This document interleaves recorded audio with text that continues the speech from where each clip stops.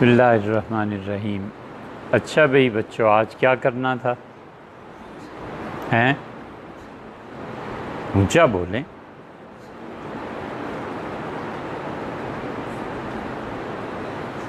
आप बताइए, बताइए ना। और ऊंचा बोलें, और ऊंचा बोलें। कहानी सुनानी। तो आप पहली मर्तबा इतनी मुनासिब बात कर लेते ज़रा सी ऊंची आवाज़ से, तो हम 4 मर्तबा तो ना पूछते। हमेशा बेटे गुफ्तगू बहुत वाज़े और आवाज़ इतनी बुलंद होनी चाहिए कि दूसरे को दोबारा पूछने की ज़रूरत ना पड़े। आप आम तौर पे जब अमली ज़िंदगी में जाएंगे ना, तो आपको जिन बच्चों की तरबियत नहीं हुई होती, वो जब बड़े भी होते हैं तो या तो बहरे होते हैं या गूंगे होते हैं। एक बहरा वो भी था ना, मेंढक। सुनाया था ना आपको? नहीं सुनाया? बच्चों, मेंढक का नहीं सुनाया था? एक मेंढक था जो वो बरसात के मौसम में बहुत से मेंढक कुएं में आ गए थे। हैं? नहीं सुनाया? अच्छा चलो आप सुनो।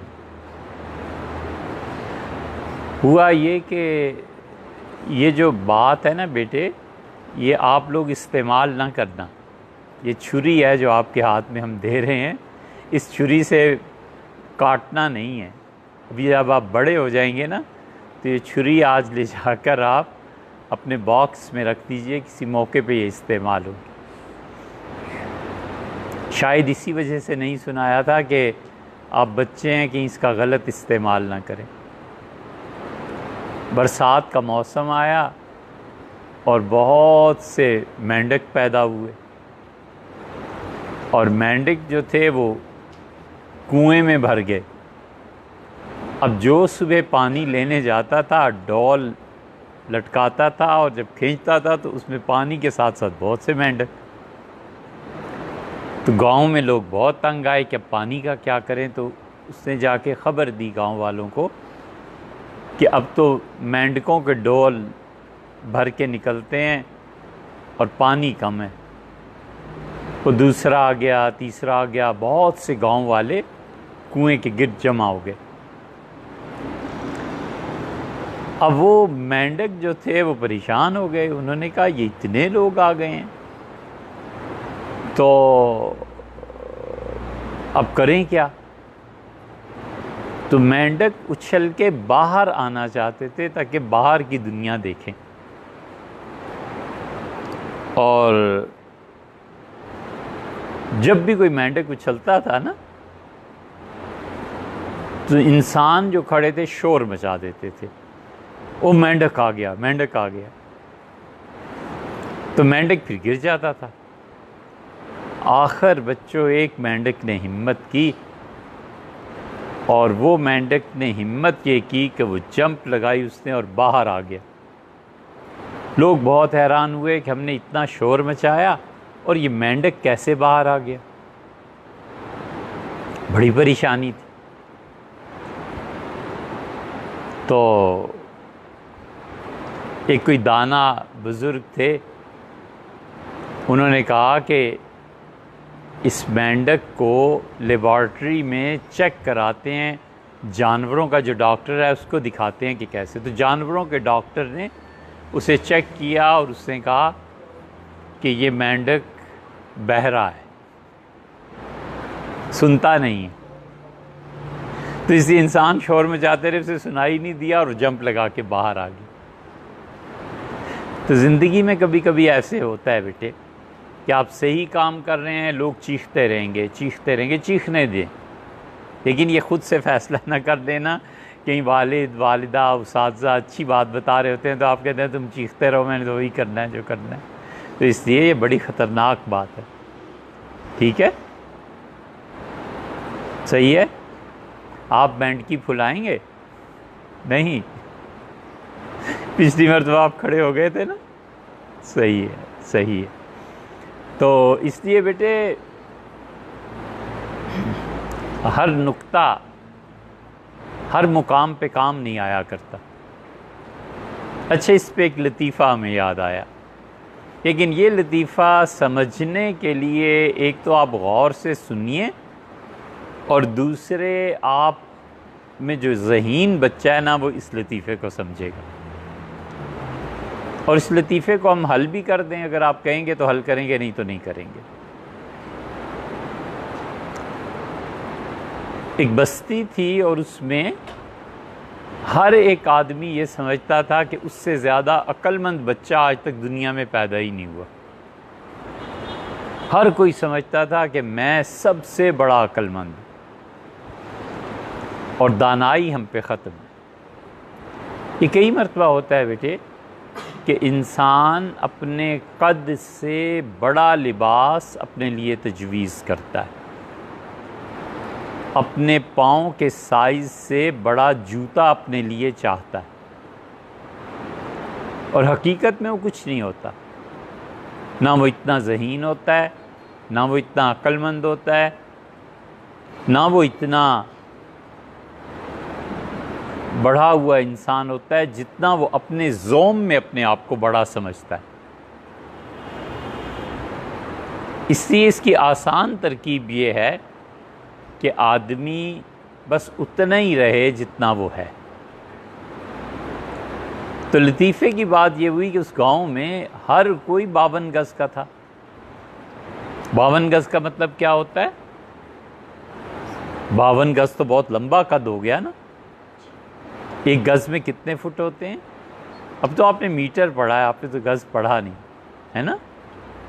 आपने तो मीटर वगैरह ये निज़ाम पढ़ा है ना। पहले गज़ का निज़ाम होता था। गज़ जो होता था उस पर 3 फुट होते थे। तो उस ज़माने का मुहावरा है कि ये तो 52 गज़ा है। 52 गज़ा या 52 गज़ का होने का मतलब यह है कि वो आदमी का कद बहुत ऊंचा है, या वो अपने आप को बहुत बड़ा आदमी समझता है। तो लंका के मुतालिक मशहूर था। श्रीलंका एक मुल्क है, हमने देखा वहाँ बहुत सरसब्ज़ व शादाब मुल्क है। हर तरफ बेटे आपको हरियाली मिलेगी, हर तरफ पानी मिलेगा, बहुत उम्दा मुल्क। तो वहाँ पे उस गांव में हर आदमी अपने आप को 52 गज़ा समझता था। ये जितने झूठ बोलने वाले, मक्कार, रिपोर्ट्स देने वाले, मुखबरी करने वाले, ये सब बेटे ये समझते हैं कि उनसे बड़ा अक्लमंद कोई है ही नहीं। और वो नहीं जानते कि अल्लाह के यहाँ इन चीज़ों पे कितना अज़ाब होता है। वो तो जब मरेंगे तो पता चलेगा कि इस दुनिया से एक कहीं बड़ी और वसी दुनिया अल्लाह की है, और अल्लाह से बेहतर ना कोई इंसाफ करता है और ना ही कोई उससे बेहतर है जो इंसानों को परखे। तो ये सब भी 52 गज़े होते हैं। झूठ बोलना, गीबतें करना, हकारत, ये काम ये लोग करते हैं। बेटे एक बात समझो, ये मस्जिद है ना, हर एक के नसीब में, मुकद्दर में इस मस्जिद के मुतालिक जो कुछ लिखा है वो देखो। हमेशा मसलन ये एक टेलीफोन है, इसके मुतालिक आपके नसीब में क्या लिखा है इसको सोचो। कुरान है, इसके मुतालिक आपके मुकद्दर में खुदा ने क्या तय किया है इसको सोचना चाहिए। ये ज़िंदगी का उसूल है। इस मस्जिद के मुतालिक अल्लाह ताला ने तय फरमाया था कि हमारे छोटे भाई से बनाएंगे। उन्होंने बनाई, साथ ने बड़ी मेहनत की माशाअल्लाह। इस मस्जिद के मुतालिक अल्लाह ताला ने किसी के नसीब में लिखा था कि वो यहाँ पर लाकर इतने पैसे खर्च करेगा। इस मस्जिद के मुताल्लिक हमारे और आपके लिए ये लिखा था कि हम यहाँ बैठ के बातें किया करेंगे। एक आदमी आता है और उससे सख्त नफ़रत है इस मस्जिद से, तो उसके नसीब में लिखा क्या है कि इस मस्जिद से नफ़रत करे। एक आता है, ये मस्जिद जब बनी थी बेटे, तो मरी की जो कमेटी के लोग हैं उन्होंने 13 लाख रुपए रिश्वत ली थी, या उससे भी ज़्यादा रिश्वत ली थी। वो पैसे खा के फिर उन्होंने ये मस्जिद बनने दी थी। तो उनके नसीब में यही था कि वो जहन्नम का ज़ख़ीरा खाएं और मस्जिद बने। हमेशा सोचा करो कि मेरी और इस चीज़ की निस्बत क्या है। कुरान हजूर सल्लल्लाहु अलैहि वसल्लम के पाकीज़ा, अरफा और आला नसीब में अल्लाह ने तय फरमाया था कि अल्लाह उन पे नाजिल करेगा।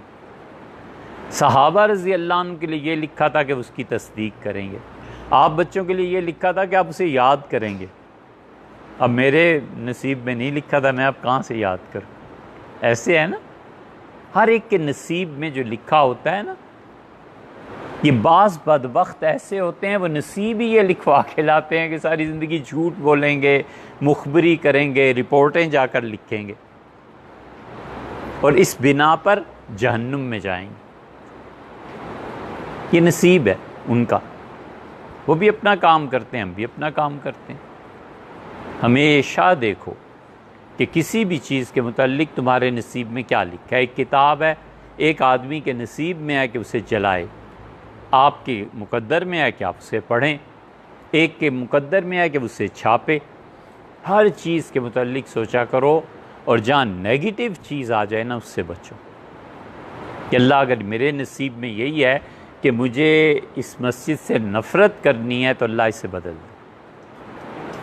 ऐ खुदा, मैं ऐसा बदबख्त हूँ कि सारी ज़िंदगी मुखबरी करता रहूँगा, रिपोर्टें देता रहूँगा, तो अल्लाह इससे बदल दे। हर चीज़ जिसका आपसे ताल्लुक़ है, आप क्या लिखवा के लाए हैं।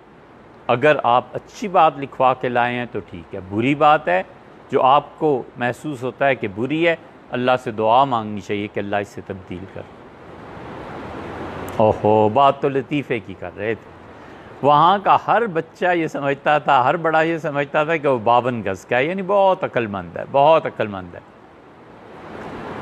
अब एक उनमें से उसे कोई गांव में दरख्त पे चढ़ता हुआ नज़र नहीं आया था।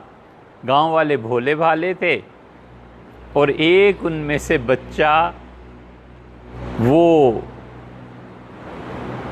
उसने देखा कि फल बहुत चोटी पे ऊंची जो शाखें हैं वहाँ पर लगा हुआ है और उससे दरख्त पे चढ़ने की कोशिश की। उससे बच्चे ने देखा कि बिल्ली भी चढ़ जाती है। फिर उसने देखा कि गुलहरी भी दरख्त पे चढ़ जाती है। गुलहरी की आवाज़ को क्या कहते हैं? चटचटाना। अच्छा, उससे कहा मैं भी चढ़ता हूँ, तो बच्चा चढ़ गया दरख्त पे। अब दरख्त पे चढ़ गया और ये सोचा नहीं कि वापस भी तो नीचे आना है, क्या करूँगा।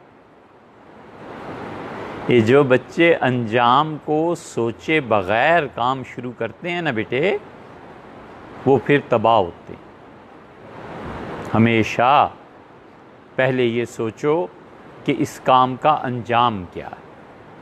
अल्लाह की इताअत का अंजाम ये है कि आप खुदा की खुशी के मुस्तहिक ठहरे, और अल्लाह की नाफरमानी का अंजाम ये है कि खुदा आपसे नाराज़ हो जाए। यही है ना अंजाम। जो लोग भी अपने काम अंजाम को सोचे बग़ैर शुरू कर देते हैं ना, वो कभी भी कामयाब नहीं होते। नेवर। कामयाबी उन्हें नहीं मिलती। अंजाम सोचना चाहिए। वो बच्चा दरख्त पे चढ़ गया, ये सोचा ही नहीं कि वापस कैसे आऊँ। अब खूब फल खाए और आराम हुई। जब रात आई तो डरने लगा कि अब मैं नीचे कैसे जाऊं। थोड़ी सी और शाम हो गई, फिर अंधेरे गहरे हो गए, तो अचानक वहाँ से जानवरों और परिंदों के पलटने का वक्त आया। शाम को आपने देखा है यहाँ भी ना कितना परिंदों का शोर होता है। ये सब अपने घोंसलों में, अपने घरों में वापस आ रहे होते हैं ना। तो जब शोर मचा तो उसको परेशानी लाहक हुई और अब वो चीखा, अम्मी अब्बू। अब ढूंढने लगा कि कोई आए और मुझे यहाँ से घर ले जाए। तो गांव वाले आहिस्ता आहिस्ता आहिस्ता आहिस्ता जमा हो गए और गांव वाले अब परेशान कि इसे ऊपर से उतारें कैसे। अब ये किसी की समझ में आया नहीं, तो आखिर उनमें एक बहुत ही दाना बुजुर्ग और जो अक्लमंद था ना, जो अपने आप को बहुत बड़ा आदमी समझता था, उसने कहा, ओ बेवकूफ़ो, तुम्हें नहीं पता कि बच्चे को दरख्त से कैसे उतारते हैं? सब रोने लगे। उनका जी नहीं पता। उसने कहा, देखो अभी तो मैं ज़िंदा हूँ और अगर मैं मर गया तो फिर तुम्हें इतनी अकल वाला कहाँ से मिलेगा। अब वो और रोने लगे। उनका अल्लाह आपको सलामत रखे, आप जैसा अक्लमंद ना रहा तो फिर हम दुनिया में क्या करेंगे। उसने कहा, इसीलिए मैं कहता हूँ मेरी माना करो। उन्होंने कहा, हज़रत ये बताएं कि बच्चे को दरख्त से उतारें कैसे। उसने कहा, सबसे पहले एक बड़ा रस्सा लाओ। गांव वाले भागे भागे गए और एक रस्सा ले आए। उसने कहा, अब इस रस्से को गिरा इसको दे के, गिरा इसकी बांध के ऊपर फेंको। अब उन्होंने गिरा बांधी। गिरा बांधना क्या होता है? गांठ लगाना। गांठ लगाने के भी तरीके होते हैं। आपको पता है गांठ कितनी किस्म की होती है? गिरा लगाना कितनी किस्म की होती है? अच्छा छोड़ो, फिर इधर निकल जाएंगे। अब उससे गांठ लगाई और गांठ लगा के उससे कहा, इतनी बड़ी गांठ मत लगाओ, इतनी बड़ी गिरा मत लगाओ, बच्चे की गर्दन तो इतनी सी है। और फिर कहने लगा कि देखो तुम कितने बेवकूफ़ हो, अगर मैं ना हूँ तो इस गांव में फिर कौन अक्लमंद रह जाएगा। लोगों ने फिर रोना शुरू किया। उन्होंने कहा, हज़रत आप सच कहते हैं, आप जैसा। उसने कहा, गिरा छोटी छोटी की। फिर उसने कहा, हाँ ये गिरा मुनासिब है, ये इसकी गर्दन में फिट आ जाएगी, ऊपर फेंको। ऊपर फेंक दिया। बच्चा रो रहा था, उसने जो रस्सी देखी और गिरा देखी तो बड़ा खुश हुआ कि मुझे नीचे उतारें। तो उसने कहा कि प्यारे बच्चे, ये गिरा अपनी गर्दन में डाल ले। उसे गिरा गर्दन में डाल ली। ये हुआ करता है बहुत मर्तबा, हम अपनी नादानी से बहुत सी गिरहें अपनी गर्दन में डाल लेते हैं, जो बेटे लोग हाथों से लगाते हैं और जिसकी गर्दन में पड़ जाए ना, उसे दांतों से खोलनी पड़ती। ये ज़िंदगी में बहुत मर्तबा हुआ करता है। इसलिए अच्छे लोग हमारे ज़माने में वही हैं जो बस अल्लाह के अच्छे बंदों की सोहबत में रहें और उन्हीं से ताल्लुक़ रखें। हर जगह दोस्तियां बनाना, हर जगह ताल्लुक़ बनाना, हर एक आदमी जिसको सोचने की भी तमीज़ और ढंग ना, उसकी सुनना, ये नहीं चाहिए, ये नहीं करना चाहिए। अल्लाह के अच्छे बंदे। और बड़ी अच्छी बात हज़रत अब्दुल्लाह इब्न मसूद रज़ी अल्लाह अन्हु ने कही। उन्होंने कहा कि जिस शख्स की सोहबत तुम्हारे इल्म में इजाफ़ा करे और उसे देख कर तुम्हें अल्लाह याद आए और तुम्हारे नेकी अमल में, अच्छाई में इजाफ़ा हो, बस उसकी सोहबत में रहो। ये पैमाना है बेटे, जहाँ पहुँच के आदमी का इल्म बढ़े और जहाँ पहुँच के एहसास पैदा होना कि आदमी ऐसे होते हैं, वहाँ रहना चाहिए। उनकी सोहबत में बैठना चाहिए। वगरना आम तौर पे आप किसी के पास 5 घंटे बैठ जाएं, हराम है जो एक कोई इल्म की बात में इजाफा हो। उन्हें पता ही नहीं होता इल्म क्या है, और उन्हें देखकर दुनिया की मोहब्बत दिल में बढ़ती है। उनके ओहदे को देख के, उनके चाल ढाल को देख के, उनकी गाड़ियों को देख के, उनके पैसा कमाने के हराम ज़राए को देख के दुनिया की मोहब्बत दिल में बढ़ती है ना बेटे, ये जहर है। बचाना चाहिए अपने आप, दूर रहना चाहिए ऐसे लोगों से हमेशा, और जो झूठ बोले उससे तो बिल्कुल ही दूर रहना चाहिए। ये इतनी बड़ी गुनाह की बात है कि हुज़ूर अक़दस सल्लल्लाहु अलैहि वसल्लम के मुतल्लिक़ आता है कि जिसके मुतल्लिक़ उन्हें शुबा भी पड़ता था ना कि ये आदमी झूठ बोल रहा है, यजिदु फ़ी नफ्सिही शैअन, हुज़ूर सल्लल्लाहु अलैहि वसल्लम अपने दिल में बराबर उस इंसान के लिए खटक महसूस करते थे, यहाँ तक कि वो अपनी आदत को छोड़ दे। झूठ बेटे वक्ती तौर पे नहीं होता, ये एक आदत पड़ जाती है।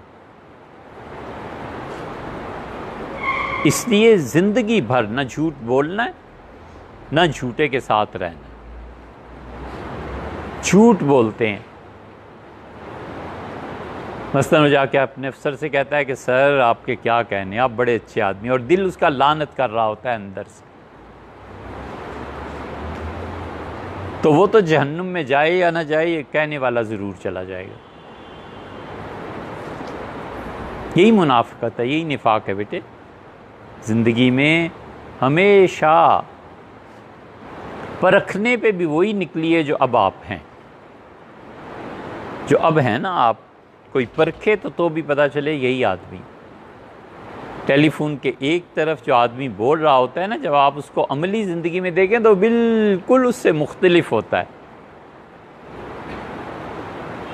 जब पैसा आ जाए, दौलत आ जाए, ओहदा आ जाए और अयाशी में पड़ जाए,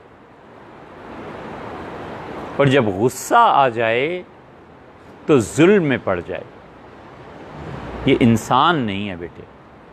जानवर कौन सा है ये तो वो खुद तय करे, ये इंसान नहीं। पैसा आने पे खुदा की नाफरमानी करना और गुस्सा आने पे जुल्म करना, ये आदमी तो है ही है। तो अच्छा हुआ क्या, उसने कहा रस्सा ऊपर फेंको, और उसने कहा बच्चे अपने गर्दन में डाल दे। तो बहुत सी गिरहें जो लोग बांधते हैं ना हाथों से, जिसकी गर्दन में पड़ती हैं ना बेटे, उसे फिर दांतों से खोलनी पड़ती हैं। ये ज़िंदगी बताती। तो बच्चा बड़ा खुश हुआ और उसने गिरा अपनी गर्दन में डाल ली। अब वो जो इतना अक्लमंद आदमी बनता था वो चुप खड़ा है, बाकी भी सब गांव वाले चुप खड़े हैं। उसने कहा अब इसे उतारो। उन्होंने कहा हज़रत आप कुछ बताएंगे तो उतारेंगे। कहा तुम्हें इतना भी नहीं आता, इतना भी नहीं पता कि कैसे उतारना है, उतारो इस बच्चे को। अब वो चुप थे। उन्होंने कहा कि हमें तो नहीं आता। उसने कहा देखो मैं तुम्हें कहता हूँ ना, मैं ना रहा तो दुनिया में फिर कोई अक्लमंद नहीं रहेगा। बाज़ बेवकूफ़ों को गलत फहमी होती है। एक और बात याद आई बेटे, जहांगीर बादशाह ने तो उसके जहांगीरी में लिखा है, ज़रा अंदाज़ा करना तो मुश्किल है, लेकिन कहा नहीं जा सकता कि शायद जहांगीर ने पहली मर्तबा, वो जहांगीर एक जगह गए, रास्ते में जहांगीर को बड़ा मलका हासिल था, जानवरों से उसे बड़ी दिलचस्पी थी। शिकार किया, कौन सा जानवर है, इस इलाके में कौन सा परिंदा पाया जाता है, वो परिंदा कैसा होता है, उस परिंदे को मैंने, जहांगीर कहते हैं, शिकार करवाया, फिर उसका पेट चाक करवाया, फिर उसके पेट से, उसके पित्ते से ये चीज़ें निकली। जहांगीर को बड़ा जानवरों से, परिंदों से बड़ा ताल्लुक़। उसके दादा हुमायूं को किताबों से बड़ा ताल्लुक़। हुमायूं जब लड़ने भी जाते थे ना मैदान जंग में, तो उनकी लाइब्रेरी साथ रहती थी। वो अपनी पसंदीदा किताबें ले जाते थे, दिन को लड़ लिए, शाम को लेटा और किताबें पढ़ ली। आप में से कोई बच्चा पढ़ता है? पढ़ते हैं आप? कुछ पढ़ते हैं? पढ़ा कीजिए। तो हुआ कि जहांगीर कहते हैं कि मैं एक गार में रात को गया तो देखा जितने परिंदे हैं ना वो सो रहे हैं, और मेरे जाने से जो आहट, खड़खड़ाहट, आवाज पैदा, उससे परिंदे जाग गए। तो परिंदों को मैंने देखा उल्टे पांव छत के साथ लगकर उल्टे होके सो रहे हैं। चमगादड़ होती है, लेकिन बड़ा मुश्किल है ये कहना कि जहांगीर ने पहली मरतबा चमगादड़ देखी होगी। वो तो बहुत नादीदा बाहे वक्त। इन बहरहाल वो कहते हैं मुझे बड़ा ताज्जुब हुआ कि जानवर छत के साथ पांव छिपा के नीचे टक के सो रहा है। तो वहां के लोगों से मैंने पूछा कि ये क्या है, तो उन्होंने कहा ये जानवर ये शाम को जब आता है तो इससे डर लगता है कि आज रात कहीं आसमान न गिर पड़े, छत गिर पड़े, उल्टा करके पांव से छत फेंक देता है, पांव पे खड़ी है, आज नहीं देगी। ऐसे ही मर गए तो दुनिया चलनी, कोई मुल्क चलनी। किसी को ना हुआ तो ये